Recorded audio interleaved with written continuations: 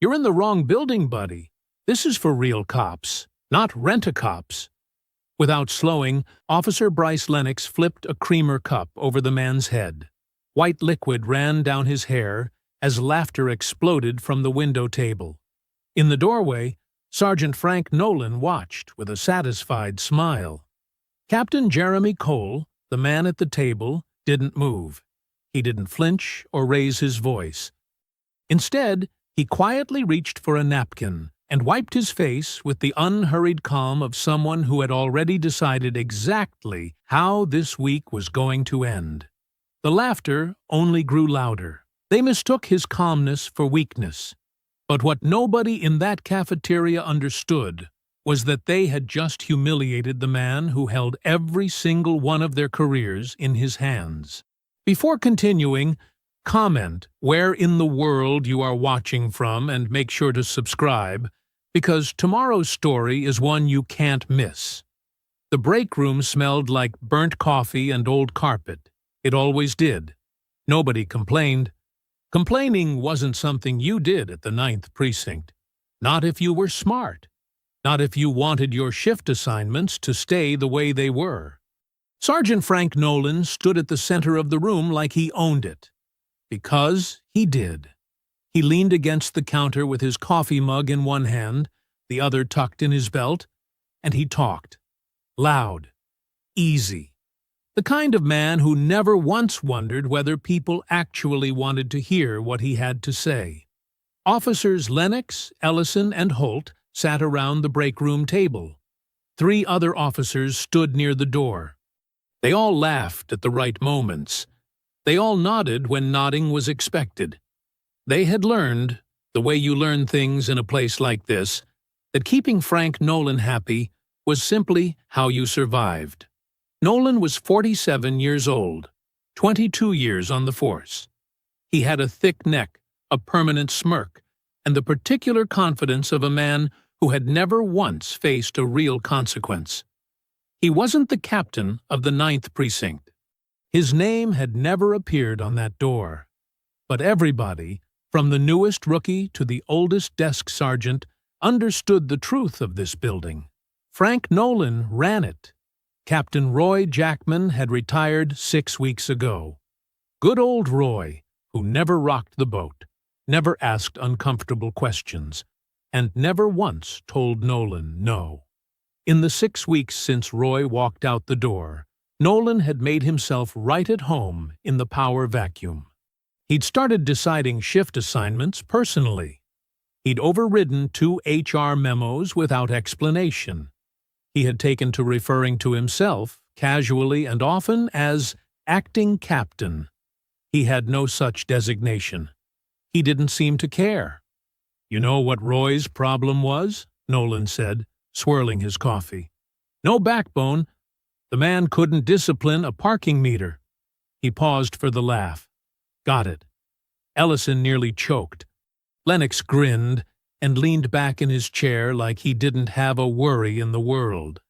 Bryce Lennox was 29, built wide and mean, the kind of young who hadn't grown into himself yet, and probably never would. He had found Nolan early in his career and attached himself like something that doesn't let go. Nolan liked having Lennox around. He was useful that way. Gary Ellison was older, 51, red-faced. The bitterness baked so deep into him that it had stopped looking like bitterness and started looking like personality. He believed, in the marrow of his bones, that 20 years of service entitled him to say and do exactly as he pleased. Stacy Holt sat at the end of the table and laughed along quietly. She'd learned early that laughing along was the only way to avoid becoming the subject of the joke. "New captain starts today," said a duty officer passing through the doorway, not stopping, not making eye contact. Nolan didn't miss a beat. "Yeah." He waved a hand like he was shooing a fly. "I know." He had done his homework on Jeremy Cole the same way he did his homework on all of them. Pulled the file, read it twice, looked for the weaknesses. State-level transfer. Administrative background. No street experience. No precinct relationships. No history in Hargrove City. Diversity hire, Nolan had decided. Plain and simple. He'd seen the type before. All paperwork and politics. No real authority. No idea how a precinct like this one actually functioned. They always came in wanting to change things. They always left tired and beaten, wondering what had hit them. The ninth had eaten 3 captains in 8 years. Nolan had helped with every single one. State-level desk job, he continued, his voice warm with amusement. Man hasn't worked a real shift in years. Probably doesn't even know how to fill out an incident report without his secretary doing it for him. The room laughed again. Ellison leaned forward. How long you give him? Nolan thought about it for exactly 1 second. 6 months. If he's tough. He smiled. He won't be tough. He raised his coffee mug toward the center of the room. A toast, slow and deliberate. The kind that said, nothing changes here. Not today. Not ever. Lennox raised his own cup. Ellison followed. Even Holt lifted hers, just slightly. The fluorescent light above them buzzed faintly in the quiet. Somewhere behind them, through the building's side entrance, a door opened and closed with barely a sound. Nobody noticed. Nobody turned around. Jeremy Cole had been watching men like Frank Nolan his entire career. He knew how they moved. He knew how they laughed. He knew the particular way they held a room, loud and loose and completely sure of themselves, right up until the moment everything fell apart. He stepped through the precinct's side entrance at 8:02 a.m. and let the door close quietly behind him. He was not wearing his uniform. No gold bars, no captain's insignia, no pressed navy blues that would have announced him the moment he walked in. Instead, he wore plain khaki trousers, a dark polo shirt, and a small generic patch on his left shoulder that read, Port Security Unit, in plain block letters. The kind of thing you'd see on a contract worker. The kind of thing that made people's eyes slide right past you. That was exactly the point. He picked up a tray at the cafeteria line, chose scrambled eggs and toast, poured himself a black coffee, and carried everything to a steel table near the far wall. He sat down. He opened a small notebook beside his tray. He picked up his fork. And then he simply watched. 3 months ago, Deputy Chief Anita Dean had pushed a thick folder across her desk without a word. Jeremy had opened it and read every page while she waited. 6 dismissed complaints in 4 years. 3 officers who requested transfers rather than fight. A paper trail full of holes where real records should have been. And then there was Evan Washington, 29 years old. Outstanding academy record. Assigned to the 9th full of purpose. By month 3, the worst patrol routes in the district. By month 5, written up for things white officers did freely. By month 8, gone. 2-sentence resignation letter and a man who boxed up his uniform and tried to forget everything. Jeremy closed the folder slowly and looked up. Dean hadn't touched her coffee since he walked in. Tell me about him, Jeremy said. Not the file. Tell me what the file doesn't say. She looked at the window briefly, then back at him. Frank Nolan is not stupid. That's the first thing you need to understand. He looks like a loud, small man, and that makes people underestimate him. They stop paying attention. That's exactly what he wants. She folded her hands on the desk. He has spent 22 years building a network inside that precinct. Officers who owe him favors. Officers who are afraid of him. Officers who have done things they don't want anyone examining too closely. He holds all of it right here. She pressed 2 fingers to her temple. What about outside the precinct? Gerald Doulson. She said the name like a headache that wouldn't quit. City councilman. Chairs the police funding committee. Any formal action against Nolan that makes noise at the city level gets complicated very fast. How complicated? 3 captains in 8 years is complicated. She held his gaze. He will not come at you directly. That's not how he works. He'll bury you in paperwork. He'll go to the union. He'll use Doulson to make noise in the press. And he'll stand in the middle of all of it with clean hands and that smile of his. She paused. He has done it before. Evan Washington, Jeremy said quietly. Something shifted in her expression. Just slightly. Evan Washington had more potential than anyone we put through the 9th in a decade. He's working at an auto parts store now. Won't return my calls. The room was very quiet. Jeremy looked at the folder one last time. Then he looked up. Give me 1 week. Now he sat in their cafeteria, eating their eggs, taking the measure of everything around him.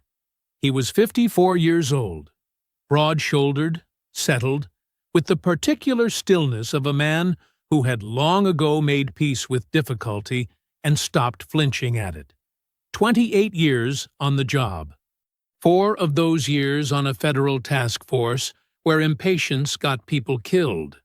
He worked methodically. Badge numbers against faces memorized from personnel files. Who deferred to whom? Who sat alone? Who laughed too hard? And who laughed too carefully? The loud table by the windows confirmed everything. Lennox, Ellison, Holt. The architecture of the problem was already visible. The ringleaders, the followers, the one who laughed, but wasn't really laughing. He wrote quietly in his notebook. Facts, times, names, nothing dramatic. He took a sip of coffee. He was perfectly still, in the way that very calm, very dangerous people are still. Not passive, not idle, but coiled, patient, waiting for exactly what he knew was coming. He was almost finished with his breakfast when the air in the room shifted. A chair scraped back from the window table. Bryce Lennox stood up, nudged Ellison, and tilted his head toward Jeremy's table. Somebody let the security guard into our cafeteria, he said. The table laughed. Jeremy kept eating. Bryce Lennox didn't walk over to start a fight. That wasn't the point. The point was the audience. The point was the 6 officers at the window table watching him cross the cafeteria with that loose, easy grin on his face. The point was Frank Nolan, standing in the doorway with his coffee, watching the whole thing with quiet approval. Lennox was the kind of man who needed witnesses. His cruelty didn't feel real to him unless someone was watching. He reached the condiment station beside Jeremy's table. He didn't say anything at first. He just picked up a small metal creamer cup, the kind with a foil peel tab on top, and held it loosely between 2 fingers. Casual. Like he'd just grabbed it on his way past. Jeremy had his fork raised halfway to his mouth. Lennox peeled back the foil tab, and he turned the cup upside down over Jeremy's head and poured it. Slow, deliberate. Every single drop. The table by the windows exploded. Ellison slapped the table so hard the coffee cups rattled.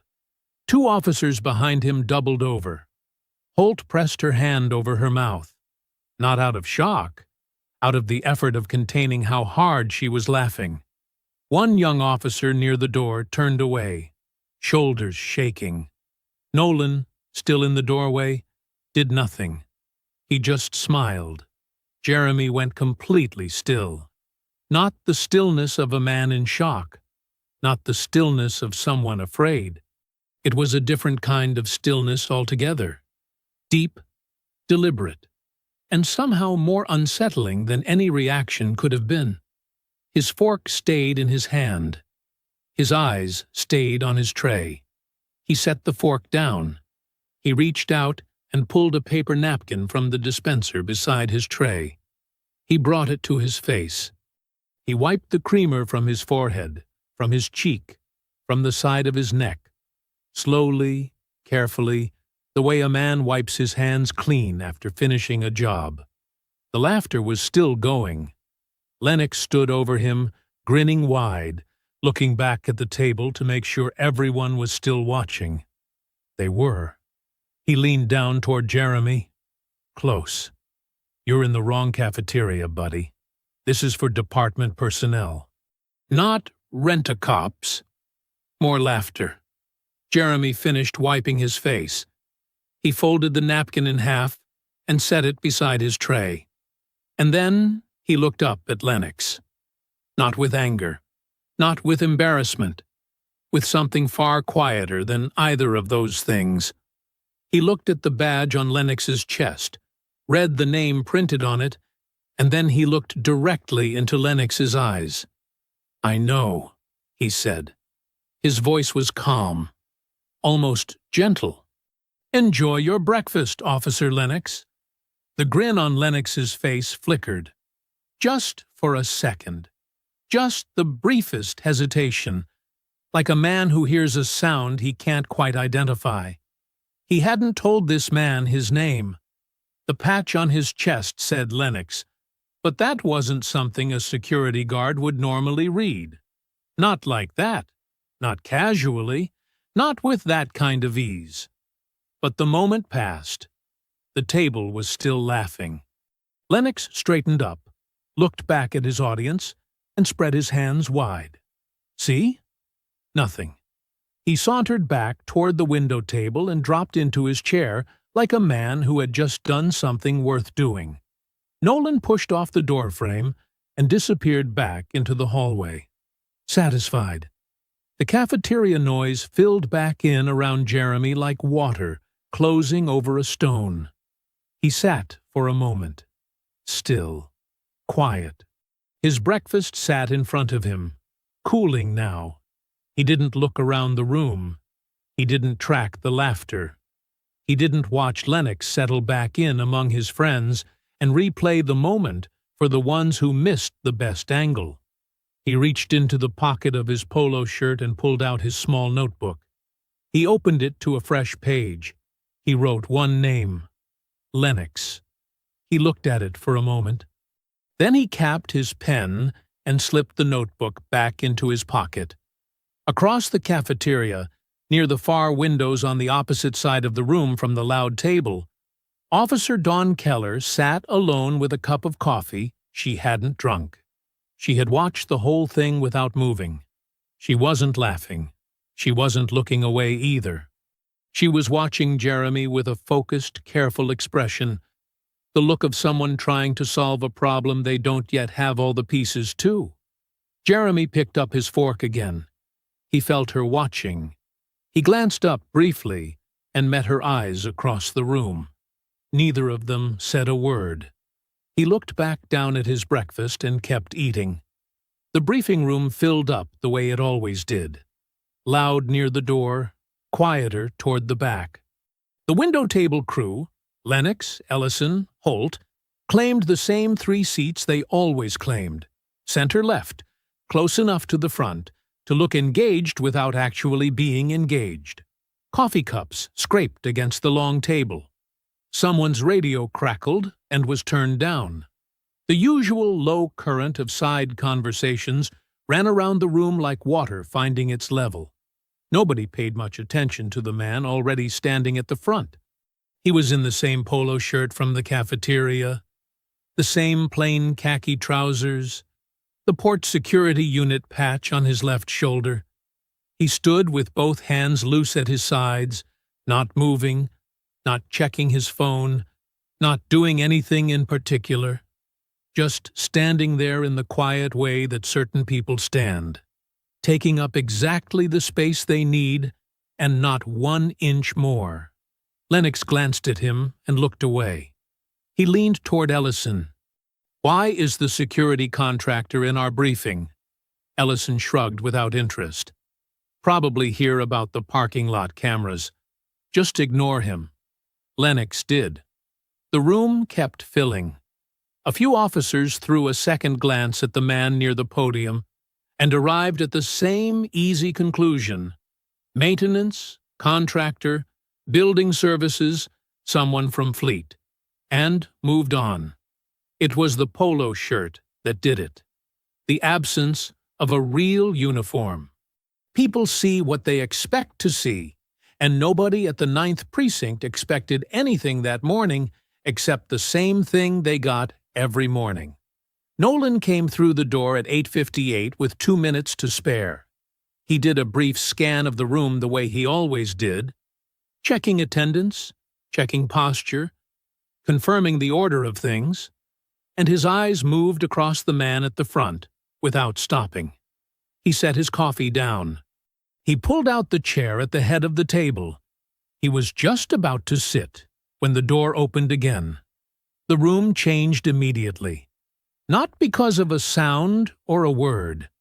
It changed the way a room changes when someone walks in who outranks everyone present. A quiet, involuntary shift, like a current running beneath the floor. Side conversations stopped mid-sentence. Someone straightened in their chair. Someone else put their phone face down. Deputy Chief Anita Dean walked to the front of the room in full-dress uniform, shoulders back, eyes forward, and stood beside the man in the polo shirt. Nolan's hand was still on the back of his chair. He didn't sit down. Dean did not look at him. She did not look at anyone in particular. She stood and waited, and the waiting itself was a kind of pressure, clean and steady and completely controlled. She had clearly done this before. She was clearly not in a hurry. The room reached full silence in about 10 seconds. Lennox's eyes moved to the man beside her. Back to Dean. Back to the man again. He found himself looking more carefully this time, at the way he stood, at the particular quality of his stillness, at the fact that he was meeting nobody's gaze because he didn't need to, because he was completely, entirely unbothered by any of this. Something cold moved through Lennox's chest.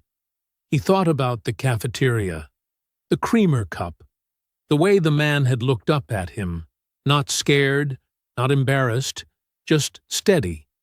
The way he had said Officer Lennox, like he had always known the name, like it was already filed somewhere inside him, already recorded. "Enjoy your breakfast, Officer Lennox." Lennox's jaw tightened.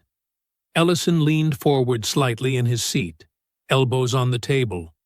Holt had both hands wrapped around her coffee cup and was staring at the surface of the table. Nolan stood very still beside his chair. Dean let the silence run exactly as long as she wanted it to. Then she spoke. "Officers of the 9th Precinct." Her voice was unhurried and clear. The voice of a woman who had never once needed to repeat herself. "I'll keep this brief." She turned slightly toward the man beside her. After a thorough selection process conducted over the past 3 months, the 9th Precinct has a new commanding officer, effective as of this morning. She paused. 1 beat. 2. Captain Jeremy Cole. 28 years of distinguished service. Former liaison to the FBI Organized Crime Task Force. 3 department commendations for integrity in command. She let that land. "Many of you," she continued, and something in her tone shifted just slightly. Not warmer exactly, but more deliberate. "Have already had the opportunity to meet him this morning." Her eyes moved briefly, almost imperceptibly, toward the window table group. The silence that followed was a different kind of silence than the one before. This one had weight. It pressed down on specific people and pressed down hard. Lennox felt the blood leave his face. Ellison's jaw went slack. Holt looked up from the table and then immediately looked back down. Nolan said nothing, did nothing, His expression had stopped being an expression and had become something else. A careful, rigid blankness, the face of a man performing composure while the floor dropped out beneath him. Dean stepped to the side. "I'll let him take it from here." Jeremy Cole walked to the podium. He moved without urgency. He set both hands on the edges of the stand and looked out over the room. He did not look like a man who had just been revealed. He looked like a man who had simply been waiting for the right moment to step forward. And the moment had arrived exactly on schedule. He found Lennox first, held his gaze for 2 long seconds, then Ellison, then Holt, then, last and longest, Frank Nolan.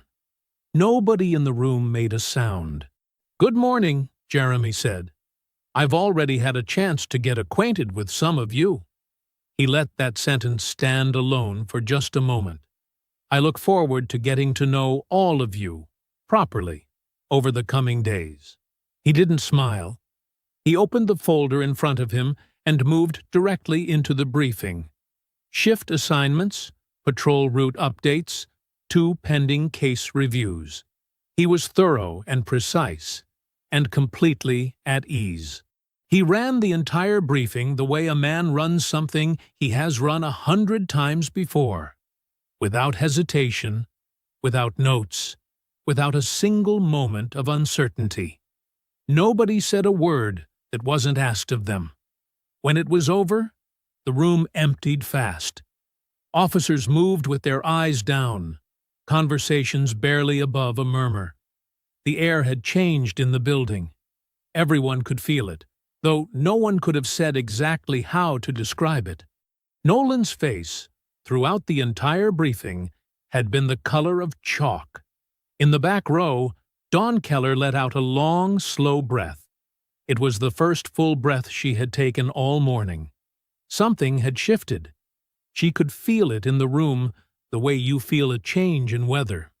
Something was different now. Something had started. She gathered her things and stood. At the front of the emptying room, Jeremy closed his folder and straightened his notes. He did not look triumphant. He did not look relieved. He looked exactly like what he was. A man who had prepared for this moment for a very long time, and was only just getting started. The briefing room emptied fast. Officers filed out in clusters, heads down, conversations tight and low. The air had changed in the building. Everybody felt it. Nobody wanted to be the first to say it out loud. Chairs scraped. Boots moved quickly down the hallway. Within 4 minutes, the room was nearly clear. Jeremy stood at the front, closing his folder, unhurried. Frank Nolan was still there. He had hung back near the far wall while the others filtered out, and now he crossed the room with a different walk than the one he'd had this morning. Slower, more measured. He had recalibrated somewhere between the door and the podium, and what he was wearing now was a performance of ease. The particular ease of a man who wants you to believe he isn't threatened. He extended his hand. "Captain Cole." His voice was warm, practiced. "Frank Nolan. I've been keeping things running around here since Captain Jackman retired. I wanted to introduce myself properly." Jeremy looked at the hand. Then he shook it. "Sergeant Nolan," he said. "I know who you are." Something moved behind Nolan's eyes. Brief and quickly buried. "Good, good. Well, I just want you to know, I'm here to help. 6 weeks running this place on my own, I've got a pretty solid handle on how things operate. The relationships, the rhythms. Every precinct's got its own way of doing things, and the 9th is no different." He smiled. "I'd love to bring you up to speed.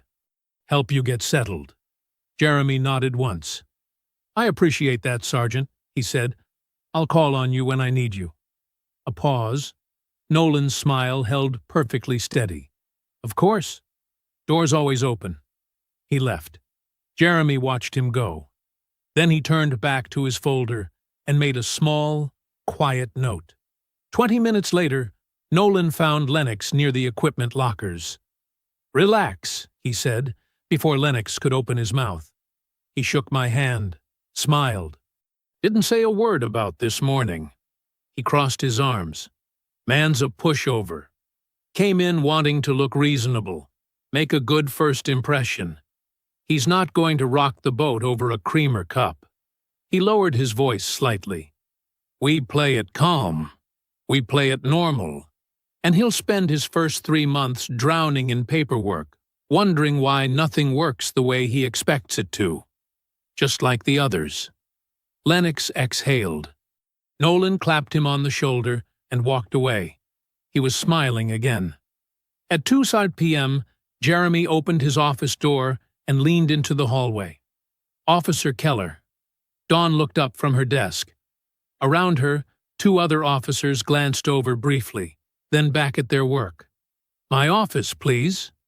She stood, smoothed her uniform, and followed him in. He closed the door behind her. The blinds on the interior window were already angled shut. She stood near the door, hands at her sides, waiting. Jeremy went to his desk. He opened the bottom drawer, lifted out a thick manila folder held shut with 2 rubber bands, and set it on the desk between them. "Sit down, Officer Keller." She sat. He nodded at the folder. She leaned forward and pulled the rubber bands off and opened it. She went still. Inside was everything. Photographs of incident reports, dated complaint forms with big red dismissed stamps across the top, personnel records with notes in the margins, a full timeline stretching back 6 years. Evan Washington's file, complete and flagged with a yellow tab, transfer requests, pattern analyses, names she recognized, dates she recognized, things she had seen firsthand and convinced herself nobody was documenting. All of it. Documented. "I've been building this for 3 months, Jeremy said, "before I ever set foot in this building. This morning was part of that." He paused.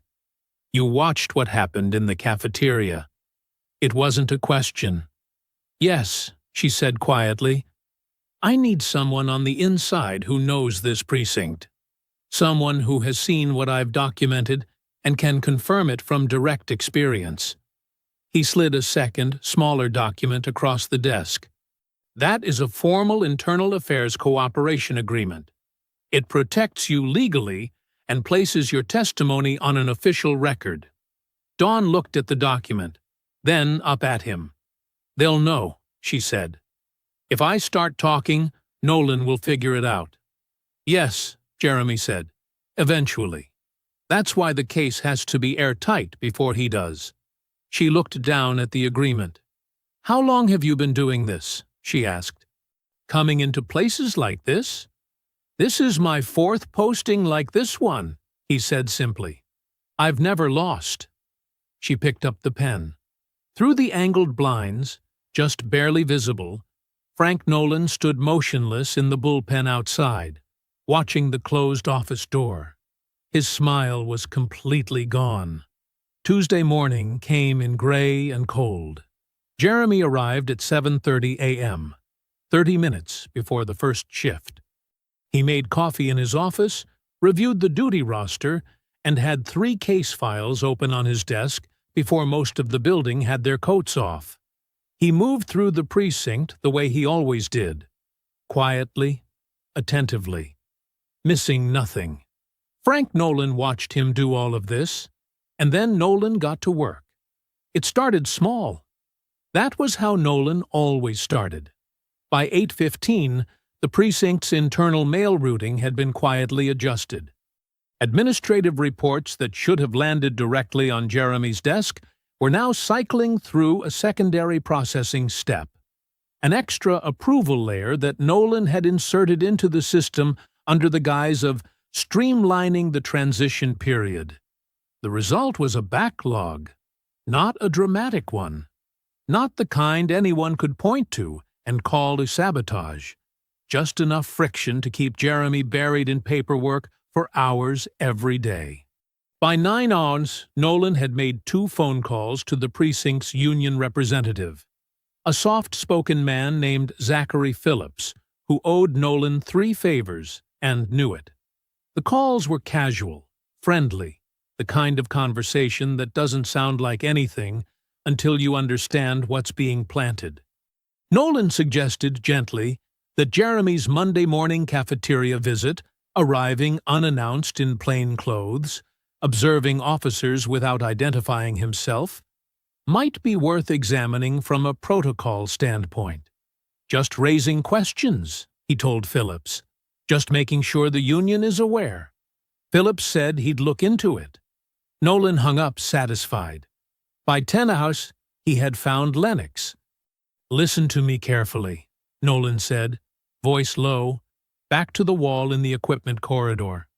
"He didn't write you up yesterday. That means one of 2 things. Either he's letting it go, or he's saving it."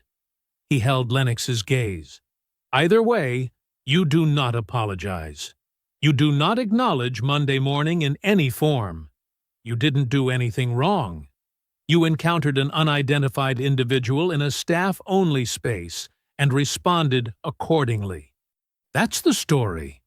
And if he brings it up directly?" "He won't," Nolan said. "Not yet. He's playing the long game, so we play longer." What Nolan didn't see was what was happening on the other side of the building. Jeremy had scheduled individual orientation meetings with every officer in the precinct. 31 people over 2 days, 15 minutes each, framed as a simple introduction. Getting to know the team.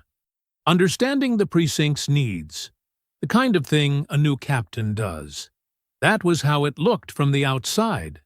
From the inside, each meeting was something else entirely. Jeremy sat across from every officer with the same calm, open expression, and asked the same careful questions. About their experience at the 9th, about what was working, about what wasn't, about what they wished leadership understood. Most of the senior officers gave him nothing. Polite, closed, practiced. They had learned to give nothing. But the junior officers were different.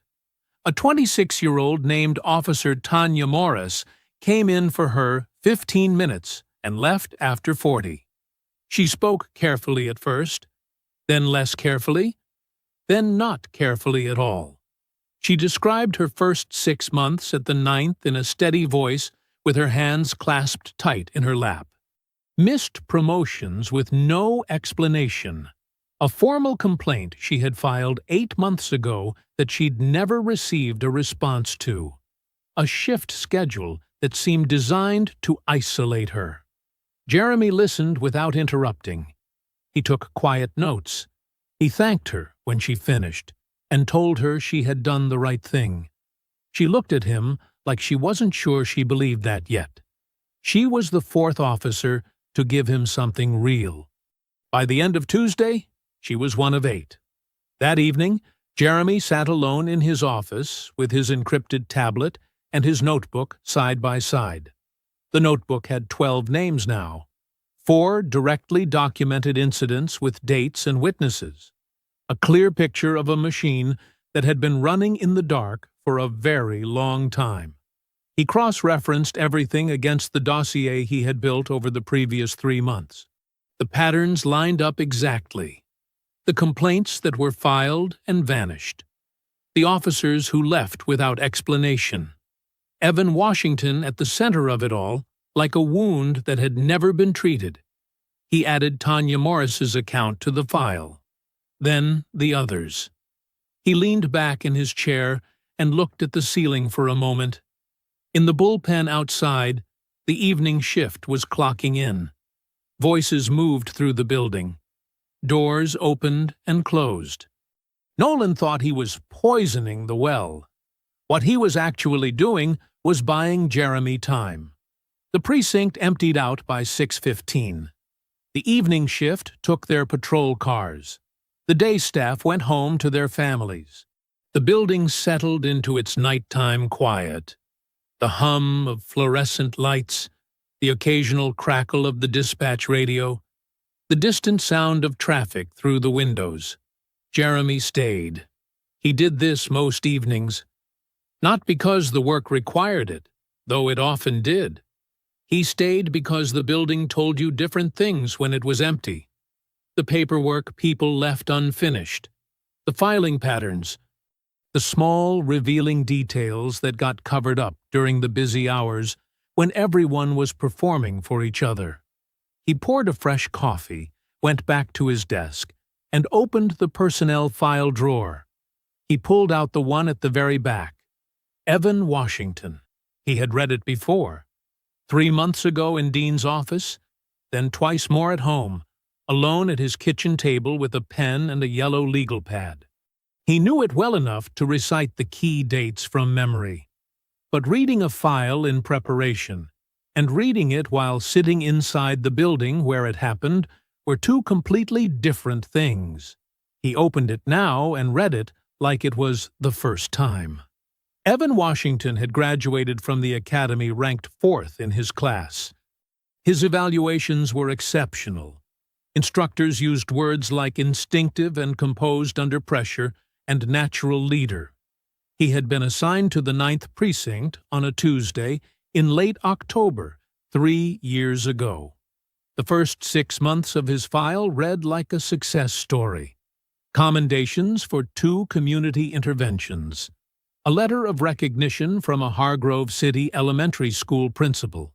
A clean record, no disciplinary actions, consistent performance reviews marked exceeds expectations. Then the file changed. Month 7. Reassigned from the North District patrol route to the East Side Industrial Corridor. The worst wrote in the precinct. High call volume, inadequate backup coverage, systematically avoided by senior officers. No explanation noted in the file. Month 8. First write-up. Failure to complete post-incident documentation within the required window. Jeremy looked at the date and cross-referenced it against the duty roster he had quietly pulled last week. Evan had been working a double shift that day, covering for an officer whose absence was approved by Nolan personally. Month 9. Second write-up. Insubordination. The details were vague to the point of being meaningless. Failure to comply with supervisory directive. With no specifics, no witnesses named, no documentation of what the directive actually was. Month 10. Formal complaint filed by Evan. Targeted harassment. Discriminatory shift assignments. Hostile work environment. 3 pages, detailed and specific, with dates and incident descriptions. Jeremy turned to the next page. The complaint had been routed through the precinct's internal review process. The reviewer was listed as Sergeant Frank Nolan, finding insufficient evidence to support the claim. Complaint dismissed. Evan had never been notified of the outcome. There was no record of anyone informing him. His copy of the dismissal notice, which protocol required be delivered in person, had never been signed for. Nolan had buried it without leaving a fingerprint. Month 11. Evan filed a transfer request. It was denied within 48 hours, faster than the standard processing time, which typically took 2 weeks. The denial was signed by Nolan. Month 12. Evan Washington submitted his resignation. 2 sentences, no explanation, no exit interview conducted. The file ended there. Jeremy closed it slowly. He sat with it in his hands for a long moment. The building was quiet around him. Somewhere down the hall, a door swung shut on its hinge. He thought about what Dean had told him. Working at an auto parts store. Won't return my calls. He thought about a 29-year-old man who had wanted this, who had been 4th in his class, who had gotten a letter from an elementary school principal, who had put his uniform in a box and tried to pretend the whole thing hadn't happened, because fighting it felt like throwing himself at a wall that didn't move. Jeremy set the file on the desk. He picked up his pen and turned to a fresh page in his notebook. He wrote Evan's name at the top. Beneath it, he began a clean, organized summary of every documented incident. Dates, file references, cross-references to other officers' accounts. Precise. Thorough. The kind of documentation that couldn't be dismissed. He thought about calling Evan tonight. He decided against it. The case wasn't strong enough yet. Bringing Evan in too early meant exposing him before the protection was fully in place. When he called, the ground needed to be solid. He owed Evan Washington that much. He worked until 9:02 p.m. Then he locked the file in his desk, turned off the light, and walked out through a building that had no idea what was coming. Wednesday morning arrived with a hard frost. Jeremy was at his desk by 7:15. He ran the morning briefing at 8:30. Clean, professional, no drama. He assigned 2 patrol rotations, reviewed an open case file with a junior detective, and spent the next 2 hours conducting the final orientation meetings with the last group of officers he hadn't reached yet. He was back at his desk by noon. He was reading through a stack of misdirected administrative reports, the ones Nolan's rerouting had delayed, when his phone rang. It was Dean. "Turn on the news," she said. "Channel 4. Frank Nolan made his call from the precinct parking lot at 8:05 a.m. Not from his desk, not from his personal office, from the far corner of the lot, near the equipment bay, where the outdoor cameras didn't reach. He stood with his back to the building and his collar turned up against the cold, and he dialed Gerald Doulson's private cell phone number. Doulson picked up on the second ring. "We have a problem," Nolan said. He talked for 11 minutes. He laid it out carefully. Cole's appointment, the cafeteria setup, the individual officer meetings that were clearly not just orientation sessions.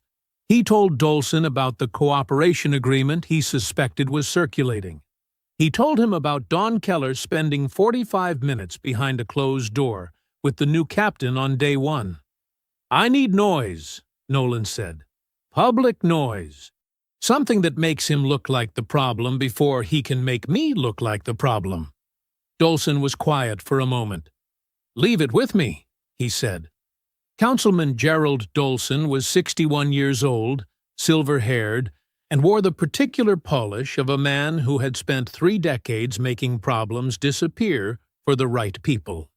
He chaired the city's police funding committee, which meant the 9th Precinct's budget ran through his hands every fiscal year. He and Nolan had an arrangement that was never written down, and never needed to be. Nolan kept the 9th running the way Doulson needed it to run. Quietly, without the kind of headlines that created oversight committees, and Doulson kept the money flowing and the questions minimal. It was a clean arrangement. Cole threatened to make it very messy. By 10:00 a.m., Doulson had called 2 community board members and a local television producer he had known for 15 years. By noon, he had scheduled a community meeting for that evening under the banner of Public Safety Accountability Forum. The invitations went out through the City Council's official communication channels, which gave it the appearance of legitimacy. By 6 p.m., Channel 4 had a camera crew in the meeting room. Jeremy watched it from his office with the volume low. Doulson stood at a podium before a half-filled community room, his expression carefully arranged into something resembling civic concern. He talked about the importance of leadership continuity at the 9th Precinct. He talked about the community's relationship with their local officers. And then, with the practiced ease of a man who had been planting suggestions his whole career, he raised his concerns about the selection process that had produced the 9th Precinct's new commanding officer. "Our community deserves leadership with deep local roots," Doulson said. looking directly into the camera. Leadership that understands the specific challenges of Hargrove City. Not appointments made in back rooms by people with political agendas. He never said Jeremy's name directly. He didn't need to. The chyron at the bottom of the screen read, "Questions surround new 9th Precinct Captain's appointment." Jeremy turned the television off. He called Dean. "Doulson chairs the funding committee," she said before he could speak. "He's politically untouchable right now. Taking a direct run at him would create more noise than it solves." "I know," Jeremy said. "He's trying to delegitimize you before you can build traction. Make you look like the controversy so nobody looks at Nolan." "I know that too." A pause. "So, what do you do?" "Nothing," Jeremy said. "Not yet." He hung up. He opened his notebook to a fresh page. At the top, he wrote 2 words: political infrastructure. Beneath that, in clean, even letters, Gerald Doulson. He looked at the name for a long moment. Doulson thought this was about a job title, about a rejected application, and a bruised ego, and a political appointment he wanted reversed. He thought this was small. He had no idea what was actually inside the folder sitting in Jeremy's locked desk drawer. He had no idea how long Jeremy had been building it, or what it would look like when it was finished. Jeremy capped his pen. He went back to work. The precinct was nearly empty by 11. A skeleton crew ran the overnight desk. 2 officers were out on late patrol. The hallways were dim, the building breathing its slow nighttime breath. The hum of servers in the equipment room, the distant squawk of the dispatch radio, the occasional creak of the old heating system working against the cold. Dawn Keller sat alone at a terminal in the records room with a cup of cold coffee and a growing sense of unease. Her authorized access to the precinct's historical complaints database had been granted at Jeremy's request, quietly processed through official channels that afternoon. On paper, she was conducting a routine records audit, the kind of administrative task that nobody looked twice at. In practice, she was working her way backward through 6 years of filed complaints, cross-referencing dismissal dates, reviewer signatures, and routing logs. Every thread led to the same place. Every single one. She had been at it for 2 hours when she heard footsteps in the hallway. She minimized her screen without thinking about it. The footsteps passed. She exhaled. She was reaching for her coffee when she noticed the light. Nolan's office was directly across the hall from the records room. It was always locked. She had never once seen that door open when Nolan wasn't physically present. But right now, at 11:34 p.m. on a Wednesday, the door was standing open 3 inches, and the desk lamp inside was on. She sat very still. She could hear him somewhere down the hall. The men's room, she thought, from the direction of his footsteps. She didn't move for a full 10 seconds. Then she stood up slowly, crossed the hallway, and looked through the gap in the door. The office was cluttered the way powerful men's offices get cluttered. Not from disorganization, but from accumulation. Years of favors and files, and the comfortable mess of a man who never expected anyone to go through his things. The desk was covered in papers. And there, half hidden beneath a manila folder on the left side of the desk, was a locked metal drawer that had been left slightly ajar. Protruding from the lock, barely an inch, just the end of it, was a small black USB drive, personal, unmarked, completely separate from any department system. Dawn's heart was beating very fast. She did not touch the door. She did not step inside. She pulled her phone from her pocket, angled it through the gap, and took 3 photographs: the drawer, the drive, the full desk in context. Clean, and clear. She was back at her terminal with her screen restored when Nolan's footsteps came back down the hall. She heard his office door pull shut. The lock clicked. She stared at her screen without reading it. Then she opened her messages and texted Jeremy 2 words and the 3 photographs. His office. He arrived in 23 minutes. Civilian clothes, no markings. He came through the side entrance without announcement and found her in the records room. She showed him the photographs on her phone. He looked at them without speaking. He expanded the image of the drive, studied it, then set the phone down on the table between them. He went very still in the way she was beginning to recognize, not hesitation, but the particular quiet of a man running calculations faster than he was letting on. A personal drive kept completely off department systems, he said finally. Locked separately from his main files. He paused. That's either Nolan's insurance policy or it's evidence of something we haven't found yet. How do we get it? Legally? Internal affairs subpoena. Possibly a warrant. He looked at her.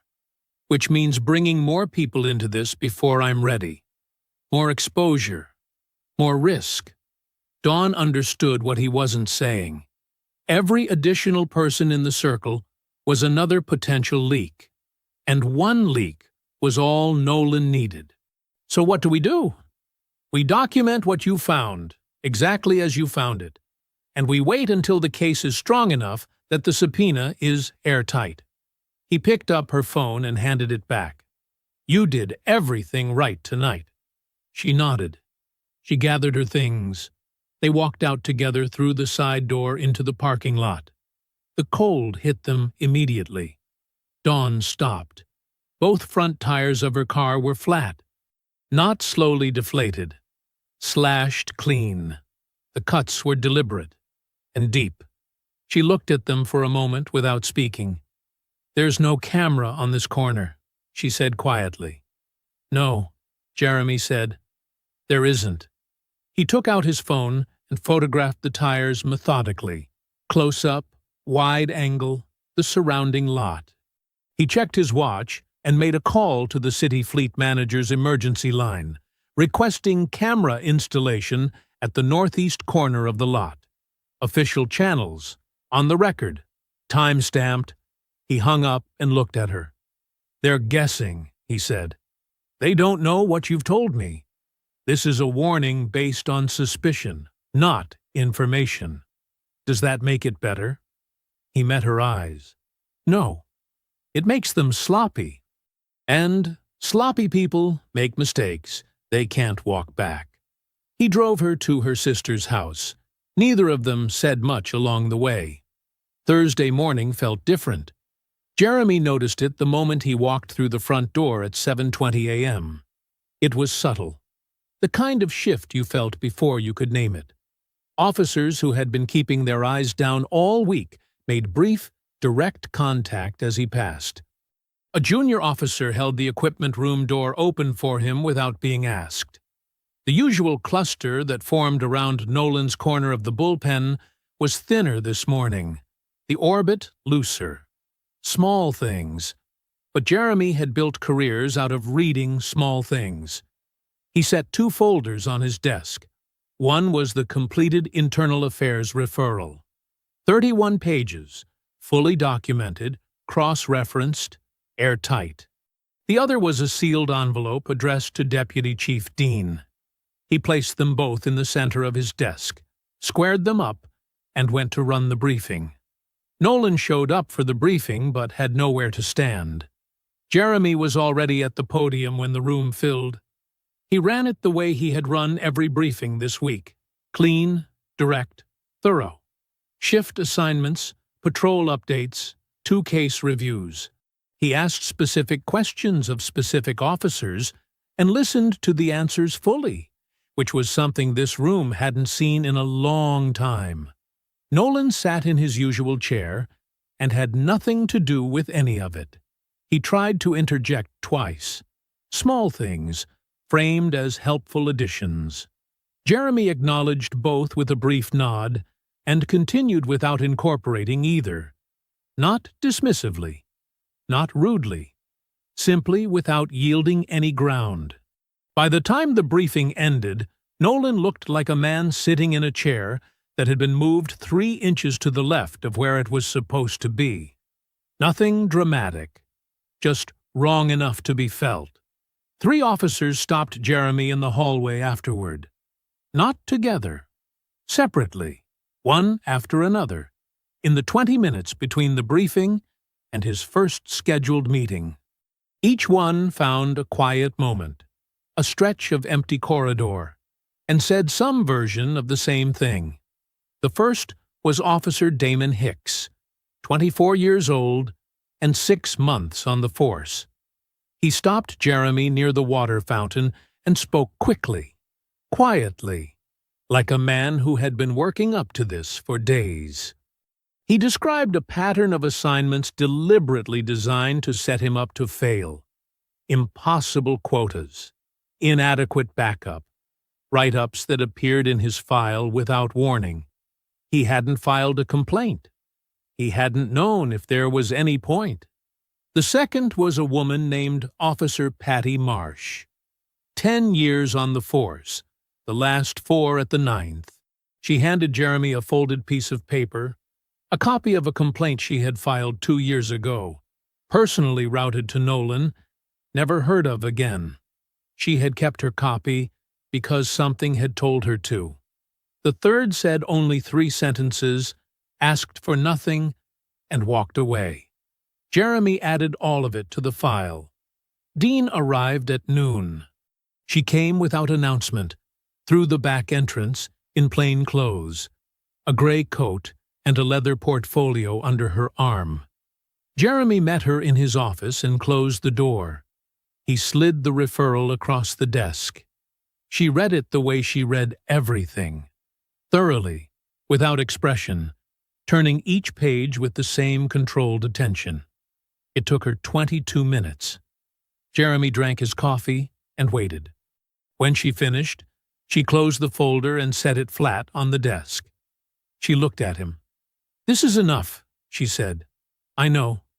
I can have formal suspension paperwork drawn up tonight. We move on Nolan first thing tomorrow. Badge, sidearm, administrative hold pending full investigation. The harassment record goes to HR and the union simultaneously." She paused. "He won't see it coming." "No," Jeremy said. "He won't." She studied him for a moment. "How are you doing?" He considered the question. "Ask me Friday afternoon." She almost smiled. She gathered the referral into her portfolio and stood. "First thing tomorrow," she said. "First thing tomorrow," he confirmed. After she left, Jeremy sat alone in his office for a few minutes. The building moved around him. Phones, footsteps, the ordinary sounds of a working precinct. He opened his desk drawer and took out Evan Washington's file. He set it on the desk in front of him and looked at it. He thought about a 29-year-old man at an auto parts store who had stopped believing anything would happen. He let himself feel it, just for a moment. The quiet, solid satisfaction of a thing nearly finished. Then he put the file away. He sealed the referral envelope. He locked it in the bottom drawer of his desk and turned the key. Outside the glass, across the bullpen, Frank Nolan stood completely motionless, watching the office door. Jeremy turned off his desk lamp and went back to work. Jeremy's phone rang at 9:47 p.m. He was still at his desk. The building was dark except for the lamp in his office and the blue glow of the overnight dispatch terminal down the hall. He had been reviewing Dawn's photographs of the USB drive one more time, thinking about timelines, thinking about warrants, thinking about how much longer he needed before the net was fully closed. He looked at the screen. "Dean." He picked up. "Jeremy." Her voice was different, clipped, controlled in the specific way of someone who had received very bad news and was managing it with both hands. "We have a problem." He set down his pen. "Tell me." She talked for 9 minutes. He listened without interrupting. He sat completely still in his chair with one hand flat on the desk, and his eyes fixed on the middle distance, processing everything she said with the same careful attention he gave to everything. Not reacting, not catastrophizing, just taking it in. The structure of what had happened became clear quickly. Nolan had moved first. Sometime between the morning briefing and noon, he had contacted Councilman Doulson. Doulson had spent the afternoon working his connections at the city level, calling in debts, applying pressure through channels that never appeared in any official record. By 6 p.m., the Deputy Commissioner's office had quietly signed a bureaucratic restructuring order. The Internal Affairs Unit assigned to receive Jeremy's referral had been pulled and reassigned to a district reorganization project. Administrative language, buried in routine paperwork, signed on a Thursday afternoon when nobody was paying close attention. "The replacement unit," Dean said. "It's the North Side Division. They have a history with the 9th. Jeremy knew what that meant. He had read those records too. 3 complaints referred to North Side IA in the last 4 years. 3 findings of insufficient evidence, clean as a whistle, every time. "There's more," Dean said. Of course there was. Someone tipped Nolan about the referral.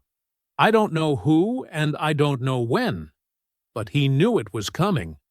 A pause. "He filed a formal union grievance this afternoon.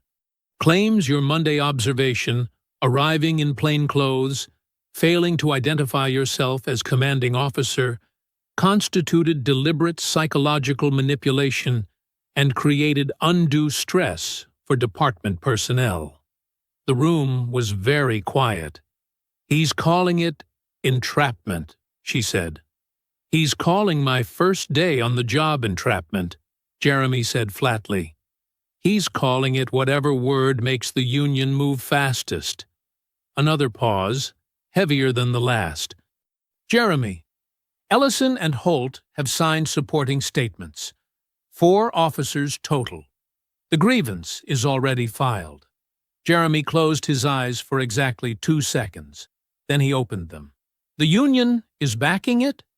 The union is reviewing it, which at this stage means the same thing. And Doulson—" She stopped. "Doulson's brother-in-law is the deputy commissioner." There it was, the full shape of it. Not just Nolan, not just Doulson. The deputy commissioner himself, connected by blood and aligned by interest, signing the paperwork that surgically removed the one channel designed to receive everything Jeremy had built. "By tomorrow morning," Dean continued, "Doulson will be on the news calling for a formal review of your appointment. The union will be citing the grievance publicly. And the deputy commissioner—" She stopped again. "Will back them both," Jeremy said. "Yes." The silence that followed had weight to it. Jeremy looked at the sealed envelope in his desk drawer. 31 pages, 6 years of documented abuse. Every complaint, every suppressed transfer, every name, every date.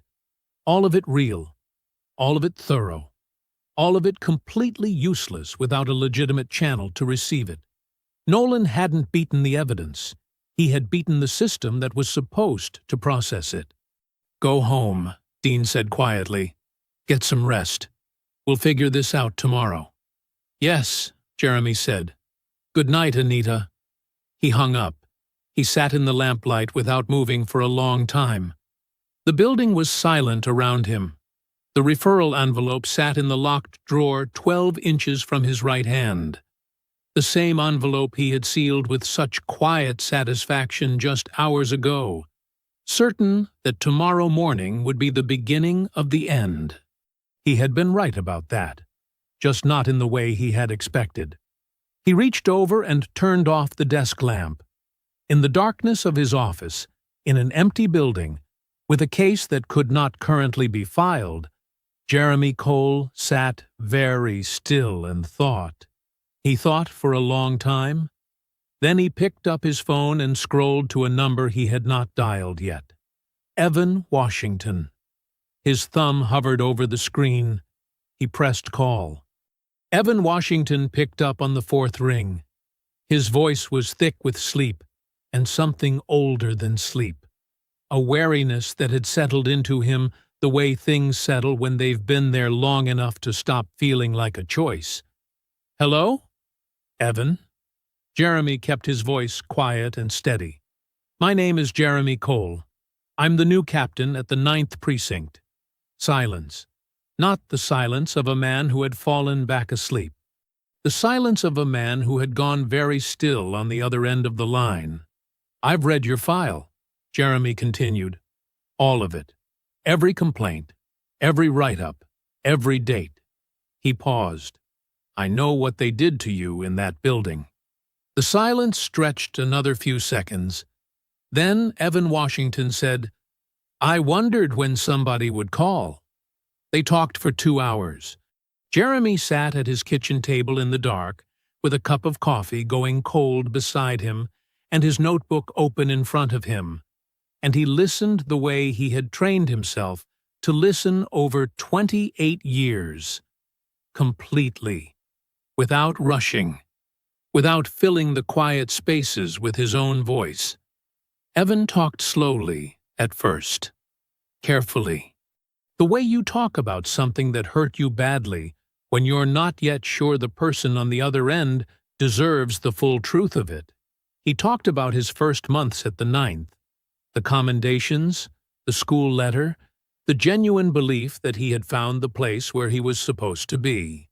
Then he talked about what came after, the patrol reassignments, the write-ups that appeared in his file like ambushes, the complaint he filed in month 10 that vanished without a response, the transfer request that came back denied in 48 hours, the morning he sat in his car outside the precinct for 45 minutes and then drove home instead of going in. "I kept journals," Evan said. Jeremy looked up from his notebook. "What kind of journals?" "Personal ones. Dated entries. Every incident. Every conversation, every time something happened that I knew was wrong." A pause. "I wrote them because I didn't know what else to do with it. I couldn't sleep. I'd come home and write it all down just to get it out of my head." His voice was flat and factual, the voice of a man describing something he had processed 1,000 times already. "I never filed them. I didn't think anyone would listen." "I'm listening," Jeremy said. Another silence. Longer this time. "I have a daughter," Evan said. "She's 4. Her name is Amara." He stopped. "I need you to tell me this is real. That something is actually going to happen this time and I'm not just—" "It's real," Jeremy said. "But I need to ask something difficult." "Ask it." "I need you to come back to the building. Not tonight. Tomorrow morning. In uniform." He waited. "I know what I'm asking." The silence on the other end was the longest yet. "You want me to walk back in there?" Evan said quietly. "Yes." "In front of all of them?" "Yes." Jeremy heard him breathe. Once, slowly, in and out. "Tell me what you have," Evan said. Jeremy told him. Not everything. Not the operational details, not the names he was still protecting, but enough. The dossier, the documented pattern, the 6 years of suppressed complaints, the scope of what was coming. When he finished, Evan was quiet for a moment. "Okay," he said finally. "Okay, tell me what time." Jeremy hung up and sat with the phone in his hand. It was 2:47 a.m. He opened his contacts and scrolled to a name he had added 3 months ago and hoped he wouldn't need to use this soon. Harriet Colon, U.S. Department of Justice, Civil Rights Division. He had sent her the preliminary dossier as a precaution in December, when Dean first approached him, and the full scope of what he was walking into had become clear. He hadn't been certain the case would reach federal territory. He was certain now. The moment Doulson's brother-in-law signed that IA reassignment order, the case crossed a line. Interfering with an active civil rights inquiry, even through bureaucratic maneuvering, even with clean hands and administrative language, was a federal matter. He pressed call. She picked up on the second ring. She had been awake. "Jeremy," she said simply. "The IA unit was pulled tonight," he said. "Signed by the deputy commissioner. Doulson's brother-in-law." A pause, brief and precise. "That's obstruction," she said. "Yes." "Of a federal civil rights inquiry." "Yes." He heard the click of a lamp, the sound of paper moving. "The door just opened," Colin said. Jeremy looked out his kitchen window at the dark, empty street. "Be at the 9th precinct at 8:30 tomorrow morning," he said. "Use the front entrance." "We'll be there," she said. He hung up. He closed his notebook. He did not sleep. Jeremy arrived at 7:45 a.m. in full dress uniform, gold bars, polished shoes. Every crease is sharp enough to cut. He walked through the front entrance of the 9th precinct with his shoulders back and his face composed, and he went directly to the briefing room, where he stood at the front and waited. He didn't pace. He didn't check his watch. He stood the way he had stood his entire career, like a man who had already decided how things were going to go and was simply waiting for the rest of the world to catch up. Officers began filtering in at 8:00. They came in pairs and clusters, mid-conversation, coffee in hand, still half asleep. One by one they registered him at the front of the room in full-dress uniform, and the conversations dropped off, and the room filled in quietly. Nolan arrived at 8:20. He came through the door already carrying confidence like a weapon. Back-channel confirmation had reached him through the union that the removal review was set for 10:42 a.m., that Doulson was prepared to make a statement at noon, that the deputy commissioner's office was ready to move. He expected to walk into a room with a cornered man at the front of it. He found Jeremy Cole standing at the podium like he owned the building, because he did. Nolan took his seat. His expression gave away nothing. But Jeremy watched his eyes make a quick calculation, a rapid reassessment of the room, the uniform, the posture, and come up uncertain for the first time all week. Good. At 8:25, Dawn Keller came in and took a seat near the back. She looked at Jeremy briefly. He gave her nothing, but she understood. At 8:28, Deputy Chief Dean entered through the side door in full-dress uniform and positioned herself to the right of the podium without a word. Several officers straightened involuntarily in their seats. At 8:30, Jeremy heard the front door of the precinct open. The room didn't hear them coming. It felt them. A change in the air near the hallway entrance. A shift in the building's atmosphere, like pressure changing before a storm. Then the briefing room door opened, and 3 people walked in, displaying federal credentials. Harriet Collin was 52 years old, compact and precise, with the bearing of a woman who had spent 25 years in federal courtrooms and had never once lost her footing in one. She wore a dark suit and carried a leather portfolio, and she walked to the side of the room without hurrying and without looking at anyone in particular, which somehow made everyone in the room look at her. Her 2 DOJ colleagues positioned themselves near the door. The room was completely silent. Then the door opened a second time. Evan Washington walked in. He was 29 years old, and he wore his old dress uniform, pressed and straight, the crease in the trousers sharp, the shoes mirror bright. He had clearly spent time on it. He stood in the doorway for just a moment, and Jeremy could see what it cost him to be here, in this building, in front of these people. He could see it in the set of his jaw and the way his hands stayed perfectly still at his sides through what had to be an enormous act of will. He found a place to stand near the left wall. His eyes moved once across the room and settled on Nolan. Nolan looked back at him, and something passed across his face that he couldn't fully suppress.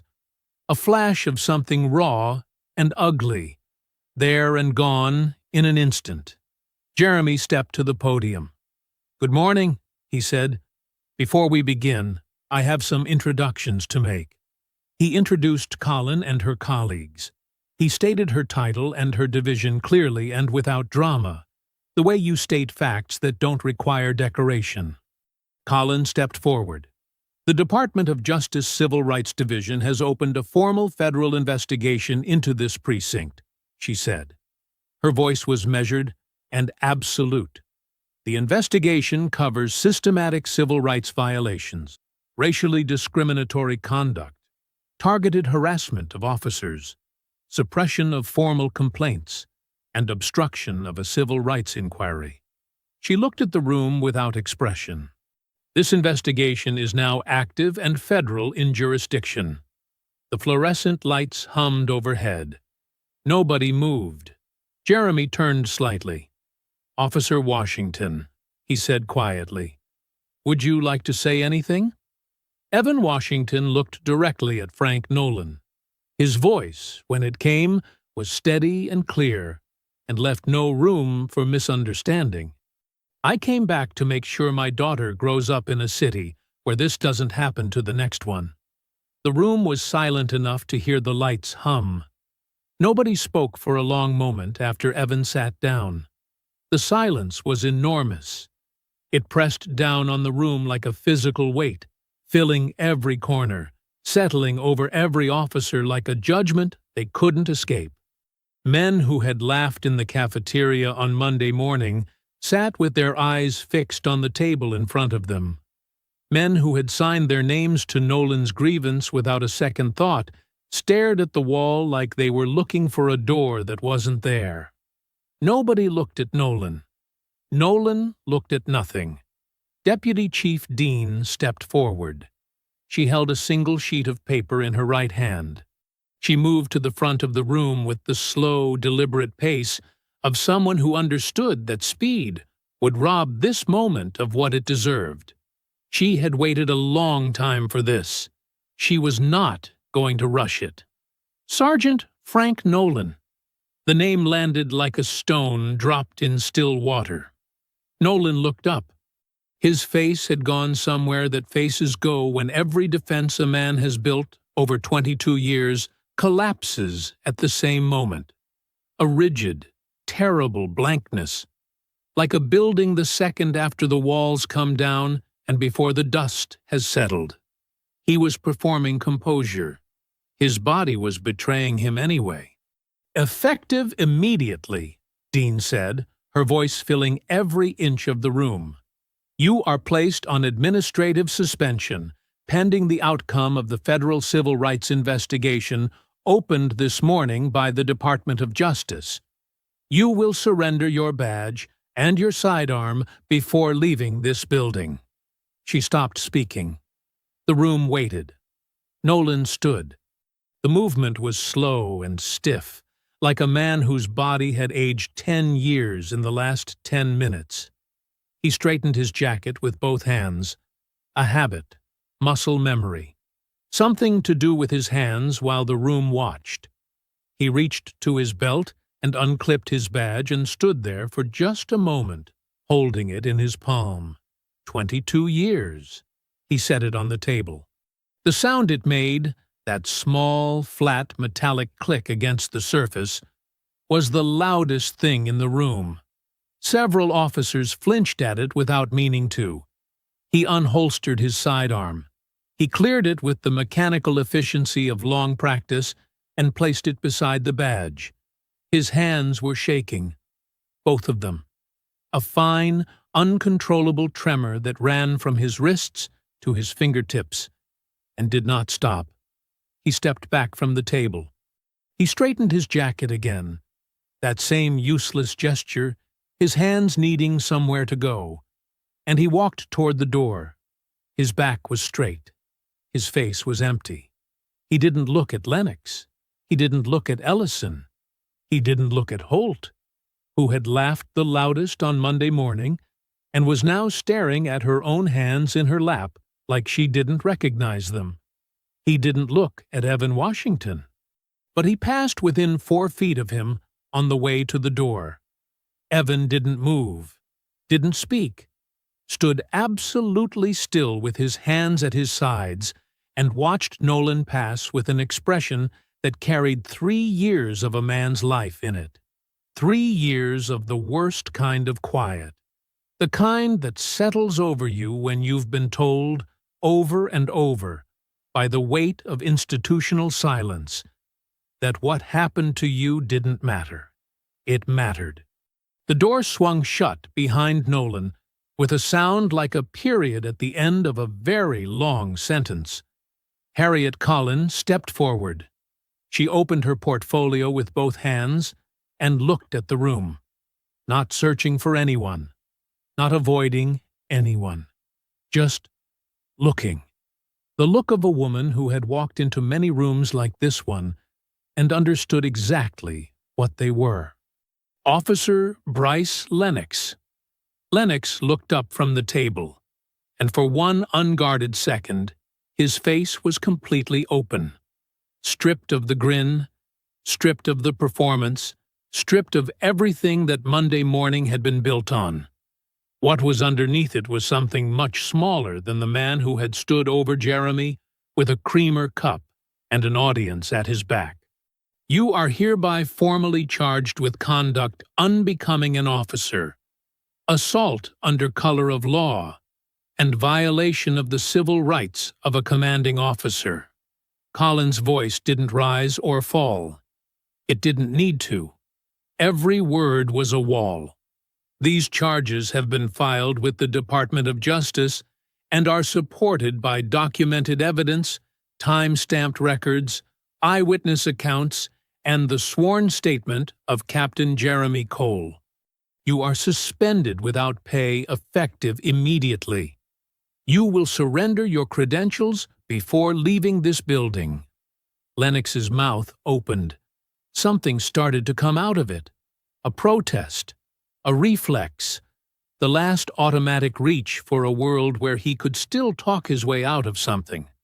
The look on Collin's face stopped it cold. He stood up. His fingers fumbled with the badge pin.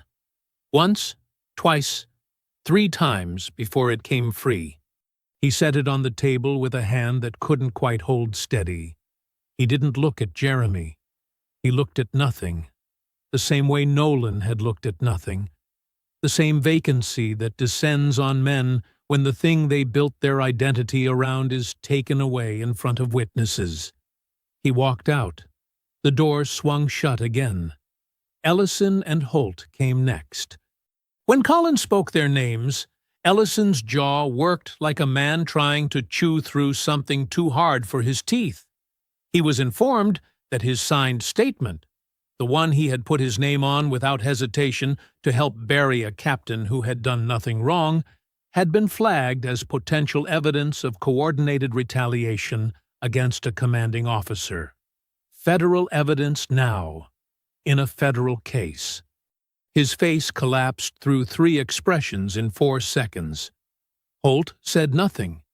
She sat with both hands flat on the table, pressing down like she needed to feel something solid, and she stared at a fixed point on the wall, and she did not cry, but it was close. She had laughed. She had sat at that table on Monday morning, and she had laughed, and she had known on some level, the way you always know, even when you choose not to, that it was wrong. Now the bill had come. The consequences reached City Hall before noon. Councilman Doulson's attorney called at 10:43 with language that made Doulson sit down mid-sentence. Federal obstruction. Not a city matter. Not something managed quietly through a funding committee over lunch. The IA reassignment, the move Doulson had been so proud of, so certain was clean, had been identified in the federal case file, and it was sitting in front of people who did not owe Gerald Doulson anything at all.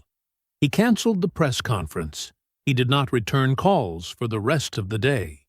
By 11:15, the Deputy Commissioner's office released a 4-sentence public statement of full support for the DOJ investigation. His brother-in-law's name did not appear in it.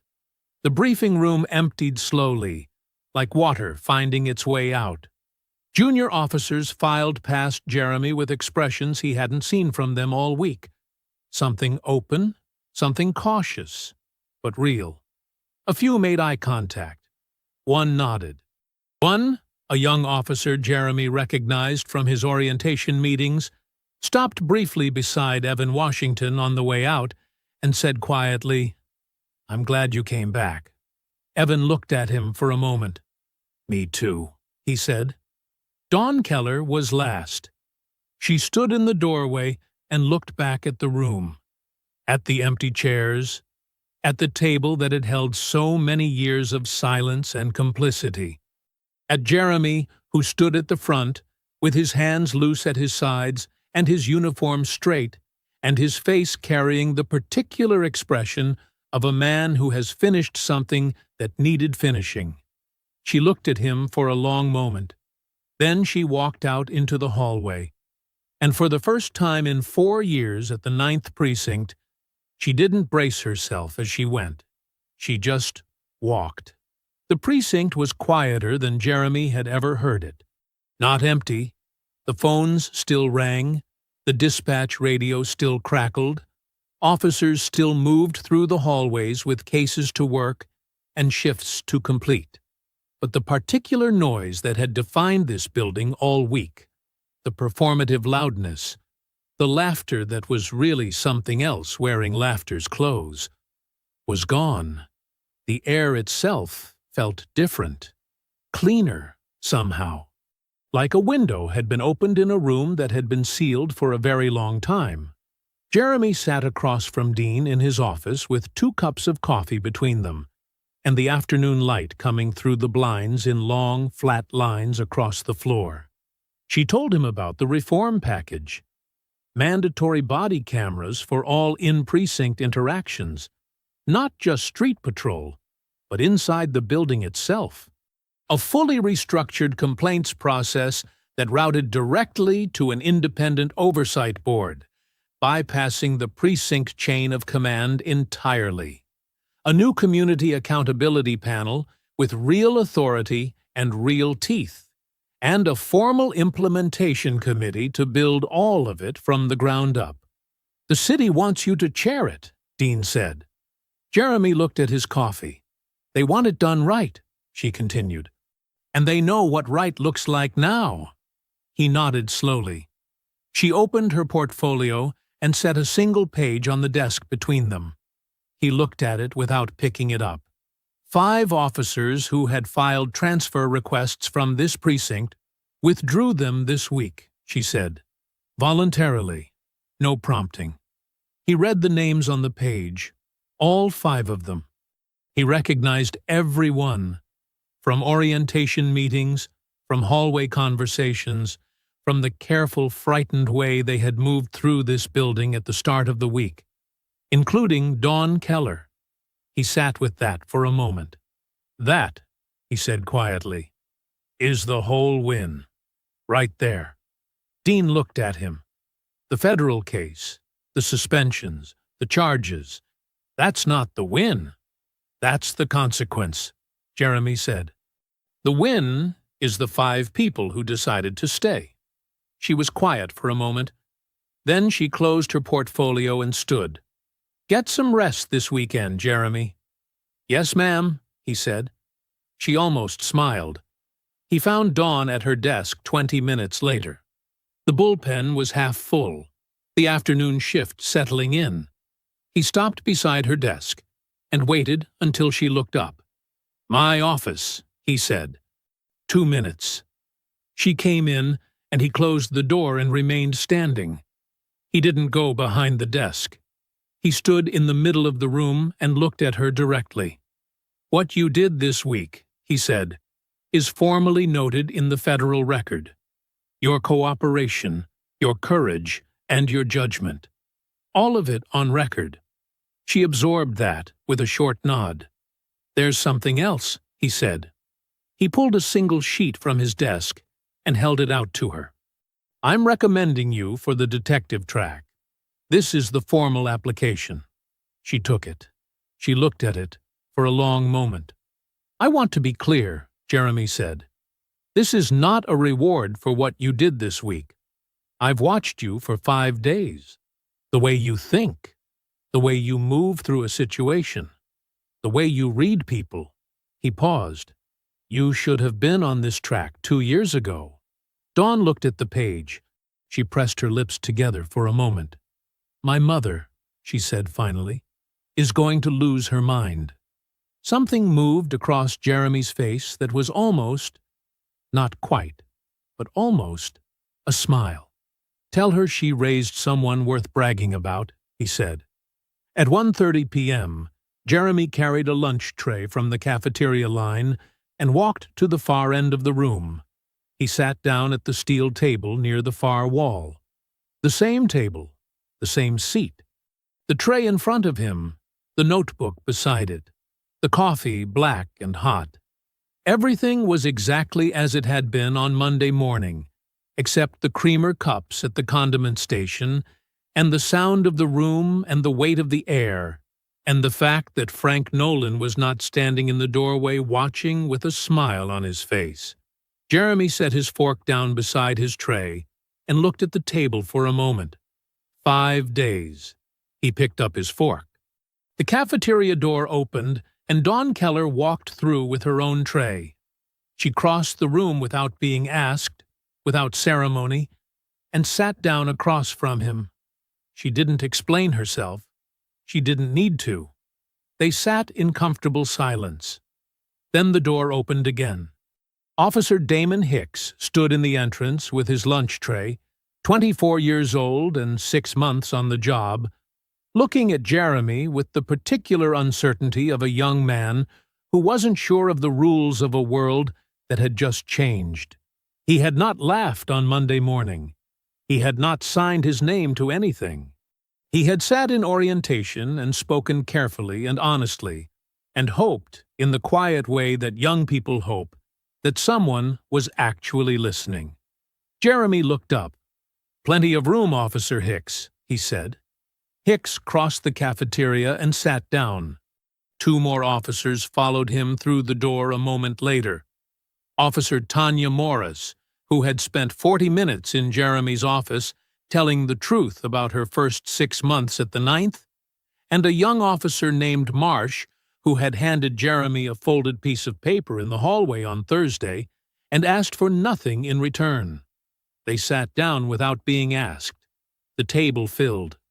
Jeremy looked at it for just a moment, at the faces around him, at this ordinary steel table in this ordinary cafeteria, in a building that had, 5 days ago, been a place where cruelty had a uniform, and silence was the price of survival. He picked up his fork. He ate. And outside the cafeteria windows, Hargrove City moved through its Friday afternoon, unaware, unhurried, carrying on. While inside the 9th precinct, something that had been broken for a very long time quietly, finally, began to heal. If you enjoyed the story, leave a like to support my channel, and subscribe so that you do not miss out on the next one. On the screen, I have picked 2 special stories just for you. Have a wonderful day.